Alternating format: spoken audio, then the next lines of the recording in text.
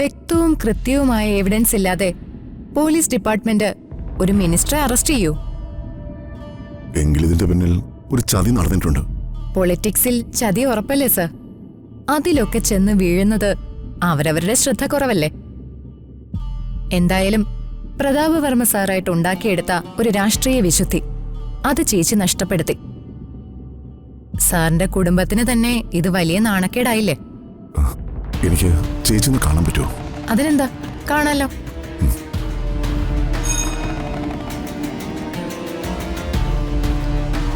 സാറിന് അംബിക വർമ്മയെ ഒന്ന് കാണണമെന്ന്. ഒന്ന് കൂടെ ചെല്ലൂ. വരൂ sir. Thank you madam.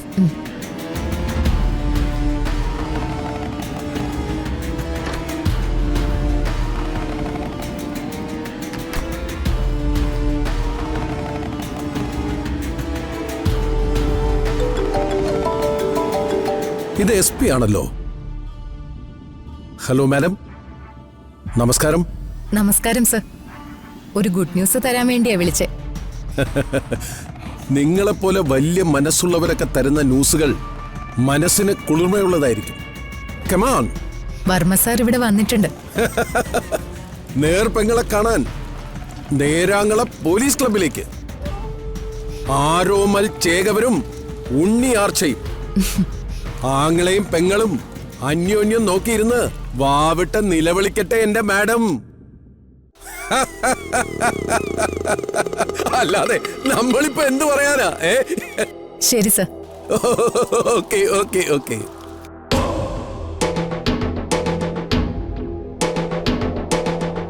Rain, rain, go away, come again another day.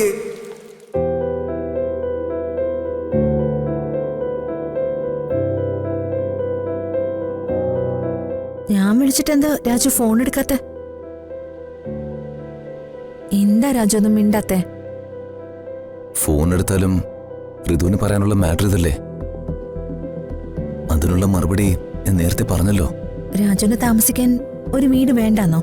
താമസിക്കാൻ ഒരു വാടക വീട് വേണം. ഞാൻ അതിനുള്ള അന്വേഷണത്തില. ഇപ്പൊ ഈ വാടക വീടുകളിലെ ഏറിയ പങ്കും ബ്രോക്കർമാരുടെ കയ്യില. ഞാൻ ചില ബ്രോക്കർമാരോട് പറഞ്ഞു കഴിഞ്ഞു. അപ്പോഴും ഒരു സ്വന്തം വീട്ടിൽ താമസിക്കണമെന്നുള്ള താല്പര്യമില്ല? താല്പര്യം ഇല്ലാഞ്ഞിട്ടല്ല, ഒരു സ്വന്തം വീട് വെക്കാൻ കാശ് വേണ്ടേ?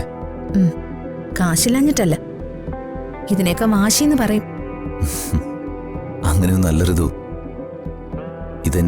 എന്റെ കുഴപ്പം തന്നെയാ. ആരെന്നെ സഹായിച്ചാലും അത് എനിക്ക് ഒരുതരം ഔദാര്യമായിട്ടേ എനിക്ക് തോന്നൂ. ഔദാര്യം വാങ്ങി എനിക്കൊരു വീട് സ്വന്തമാക്കാൻ താല്പര്യമില്ല. രാജു എന്റെ ഭർത്താവാണെന്നുള്ള കാര്യത്തില് സംശയമൊന്നുമില്ലല്ലോ? ഋതു എന്താ ഇങ്ങനെയൊക്കെ ചോദിച്ചെന്നെ വിഷമിപ്പിക്കുന്ന? അല്ല, രാജുവിന് മാത്രമേ ഇമോഷൻസ് ഉള്ളോ? ബാക്കിയാർക്കും ഇമോഷൻസ് ഇല്ലേ? എല്ലാം പോട്ടെ, എനിക്ക് ഒരു സ്ഥലം വരെ പോവാനുണ്ട്. എന്റെ കൂടെ വരുന്നതിൽ വിരോധമൊന്നുമില്ലല്ലോ? ഇല്ല, വാ.